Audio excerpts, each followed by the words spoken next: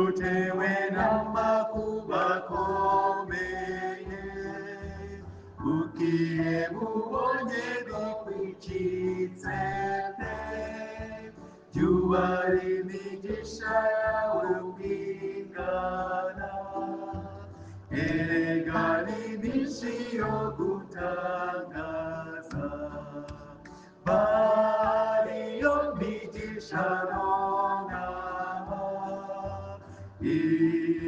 Imana yakugabiye, uyibare ntusige n'umwe, erega n'iminsi yo gutangaza.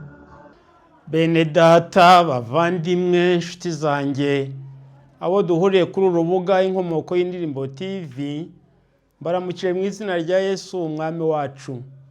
Muraho, nitwa Pastor Kanoni Kayejuka Emmanuel. Ndashima Imana cyane yongeye kunshoboza kubagezaho amateka y'indirimbo z'Imana.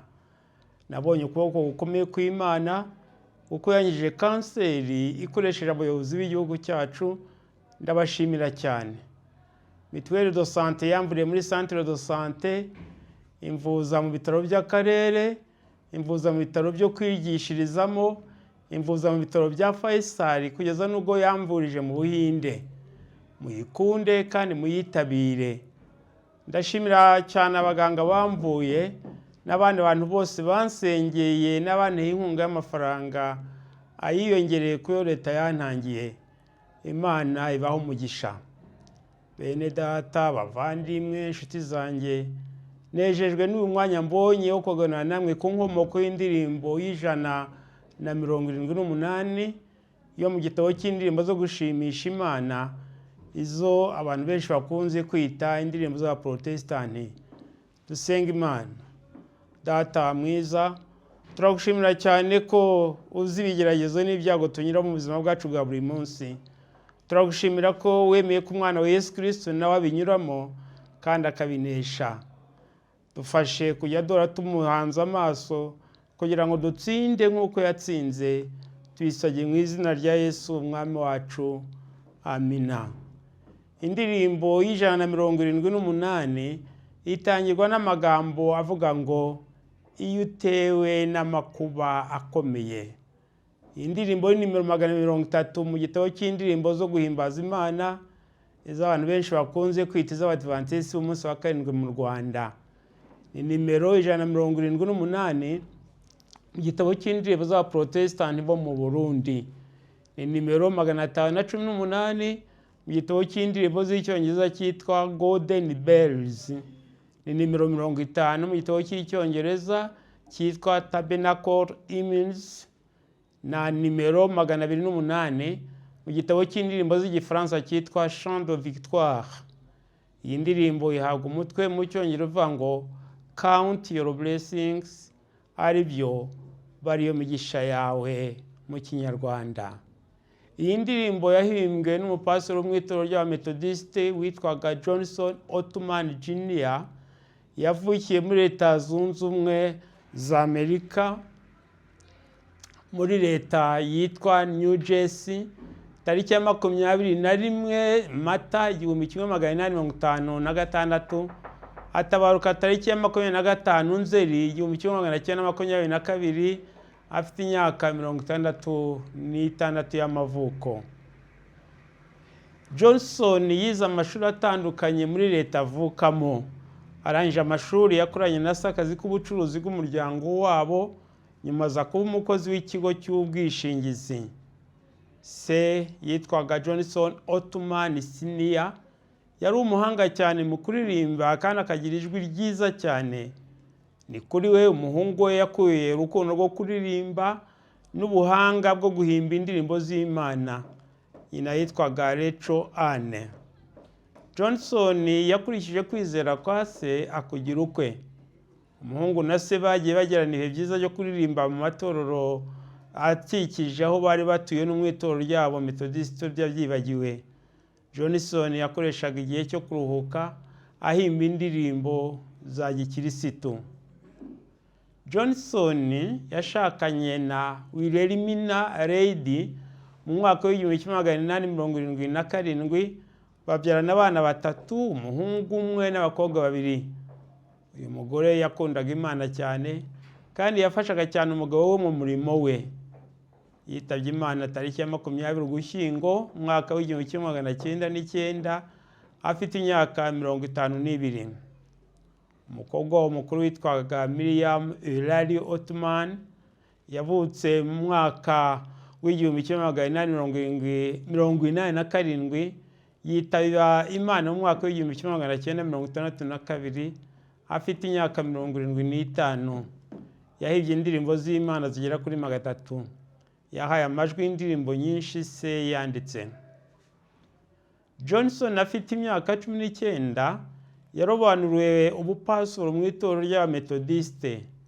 Yatangaga umusanzu wa gipasoro mu gihe akenewe cyane mu kuvuga ubutumwa, ariko ntabwo yigeze ayobora itorero mu buryo bwihariye. Yatangiye kwandika indirimbo afite imyaka 36 y'amavuko.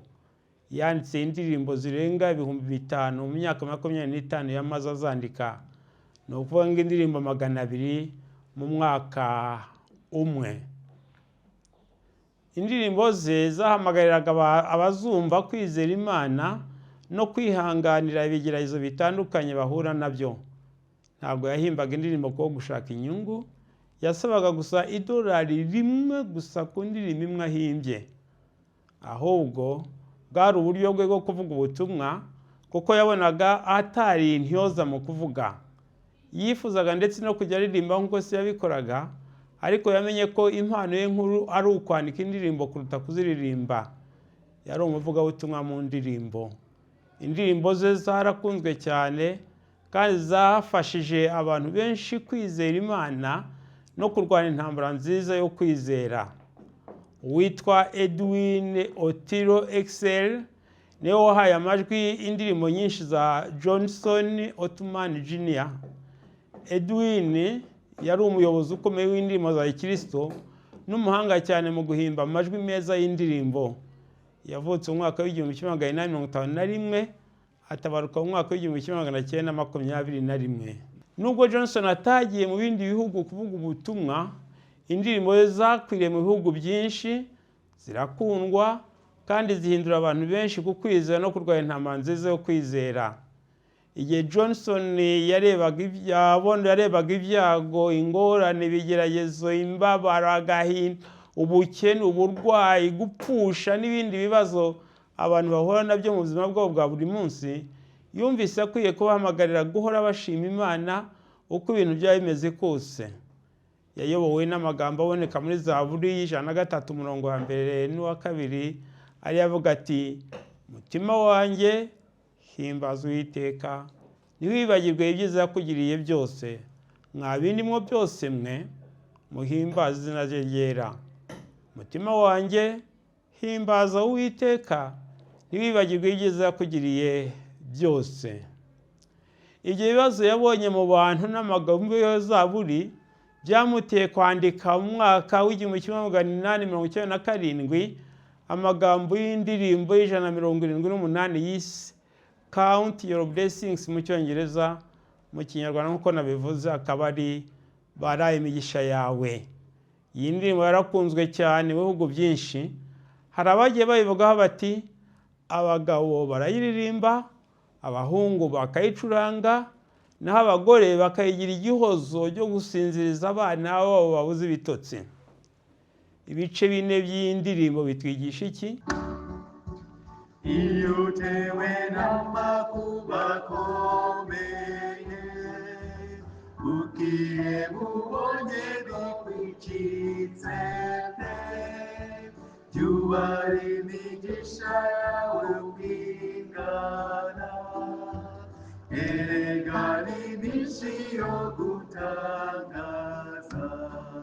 Umuti nyamukuru rero mu gihe uremerewe n'amakuba n'ibyago bikomeye, ni ukubara imigisha Imana yaguhaye, kuko bikuvana mu guhora uhanze amaso mu makuba n'ibyago, ahubwo ukayahanga Imana. Imana y'ukora ibintu byinshi bikomeye kandi yitewe no gukora ibindi byinshi n'uyizera, kuko ishobora byose. Bityo rero Bariyo migisha imigisha nonaha Imana yakugabiye uyibare ntusige n'umwe erega n'iminsi yo gutangaza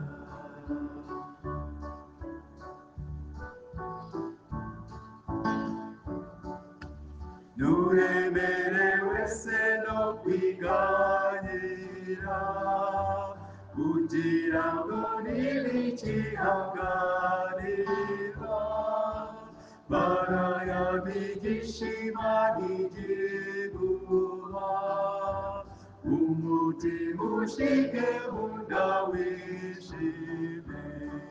Umuti nyamukuru rero wo kunesha amaganya yo mu mutima n'imihangayiko ya buri munsi ni ugushimira Imana ibyo yakoze kuko bituzanira ibyishimo n'umunezero kandi tukaba duhujwe n'Imana iturwanira kandi ikadutsindira. Bityo rero Bariyo migisha nonaha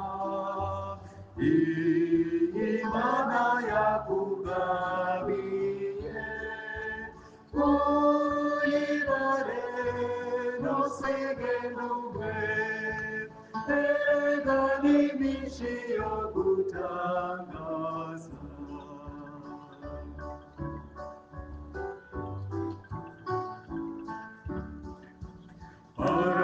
arabakurushije amajyambere ariko ibya Yesu ntiyahebuje erega ubutunzi ufite mu ijuru nababukura n'ubwo humura. ubutunzi bwo mu mwuka tubonera muri Yesu Kristo buruta kure ubwo kuri iyi si. Ntibugira akagero, ntibusaza. Jya wibuka imigisha yose waboneye muri Yesu kuko bizaguhesha amahoro n'ituzo mu mutima wawe. Bityo rero bariyo migisha nonaha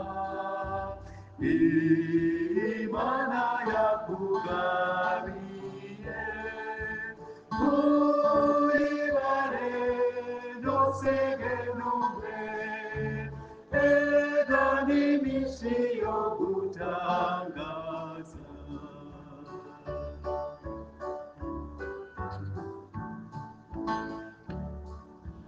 amakuba y'abakeshate we kwibanira yategeka wibuka imigisha yakugabiye yose uzabitunganye kuyobore. duharanire kugira ubutwari mu buzima bwacu kandi turebe ibintu uko Imana ibireba. Intambara zose zirarangirira mu kwiringira Imana. Ntabwo Imana ijya itererana abayiringira n'abayikiranukira. Bityo rero bariyo migisha nonaha Imana yakugabiye uyibare ntusige n'umwe erega n'iminsi yo gutangaza. mwigisha tugomba kubara no kuzirikana harimo umwuka duhumeka n'agakiza tubonera ubuntu muri Yesu Kristo umwami wacu. Uyu munsi icyo uri cyo cyose n'icyo ufite cyose ugikesha Imana ikiguha guhumeka. Imigisha tuyibara nonaha kuko n'igihe cyo gihe dufite. Iby'ejo hashize byarahise naho iby'ejo hazaza byo tuzi ko iby'ejo bibara b'ejo. Umuhanga yaravuze ati ejo hashize ni ukuba igihe wavukaga warariraga nyamara muri icyo gihe abandi bari bishimiye ko umwana avutse. Uyu munsi rero uriho kandi uriho koko. Nuko rero ukoresha uyu munsi uriho mu gutegura uko ejo hazaza igihe uzaba utabaruka uzaba useka kuko uzaba uzi aheza ugiye naho abandi barira kuko ni mwiza bakundaga wagira akamaro abakuwemo. Bari imigisha yose ntusige n'umwe. Umuntu wuzuye n'ufite umubiri, umutima n'ubugingo. Imana itanga ibyo kurya n'ibyo kunywa bitunga imibiri.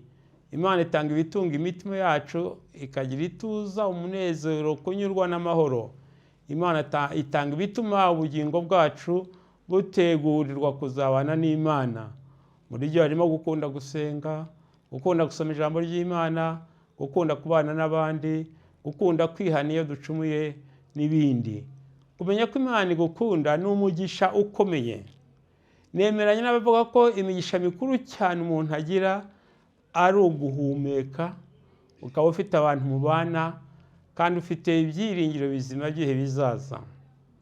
Iyi ndirimbo ntidusaba kwirengagiza ibibazo duhura nabyo, ahubwo idusaba kwemera ko Imana iri hejuru y'ibibazo byose kandi iteka ibyo bibazo, iteka izo ngorane, izo ntambara, ibyo bikomere, ubwo burwayi, ubwo bukene, izi ntimba zo mu mutima n'ibindi bigoranye byose biri munsi y'ubutware bw'Imana.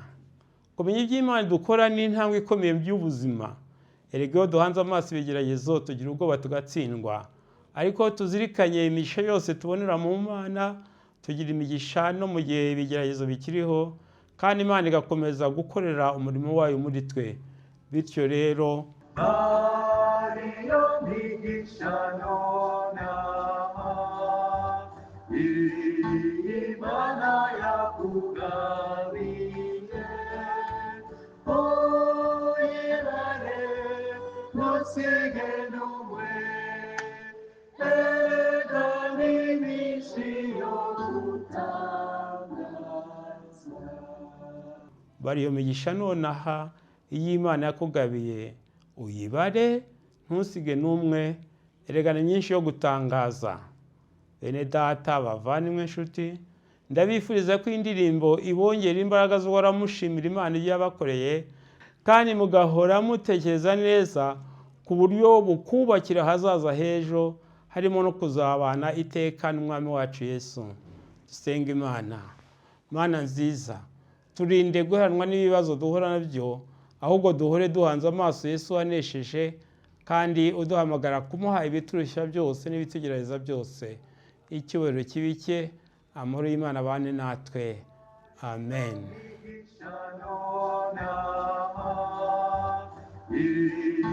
Imana yakugabiye, uyirare ntusige n'umwe.